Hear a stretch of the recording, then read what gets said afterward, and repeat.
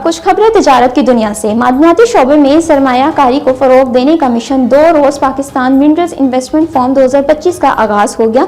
Pakistan minerals investment form का इनेकाद इस्लामाबाद के जिन्ना convention centre में किया गया है। फॉर्म के दौरान तमाम मुआज़िज़ मेहमान पाकिस्तानी बिजनेस कम्युनिटी से मुलाकात करेंगे और मुख्तलिफ कारोबारी इम्कानात पर मुफ्ती याददाश्तों पर दस्तखत किए जाएंगे। फॉर्म में सऊदी अरब, फिनलैंड, अमरीका, यूरोप और दीगर ममालिक के वफद शरीक होंगे। वज़ीर आज़म शहबाज शरीफ और army chief general Syed Asim Munir investment form में शिरकत करेंगे। गुज़िश्ता रोज़ की शदीद मंदी के बाद आज पाकिस्तान स्टॉक मार्केट में कारोबार के दौरान मुस्बत वजन देखने में आया है। कारोबारी हफ्ते के दूसरे रोज कारोबार के आगाज पर स्टॉक मार्केट में जबरदस्त तेजी देखी गई।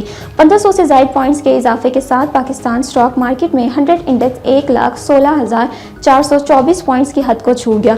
गुज़िश्ता कारोबारी रोज के अख्ताम पर पाकिस्तान स्टॉक एक्सचेंज में 100 इंडेक्स 3832 पॉइंट्स की कमी के साथ 1,14,909 पॉइंट्स की सतह पर बंद हुआ था। वफाकी वजीर मोहम्मद हनीफ अब्बासी ने 3 माह में ट्रेनों की बाकायदगी 90 से 95% तक लाने का टास्क दे दिया। वफाकी वजीर रेलवे मोहम्मद हनीफ अब्बासी की ज़ेर सदारत इजलास मुनक्किद हुआ, जिसमें रेलवे इंफ्रास्ट्रक्चर पर तफसीली ब्रीफिंग दी गई और डिवीजन की कारकर्दगी का जायजा लिया गया।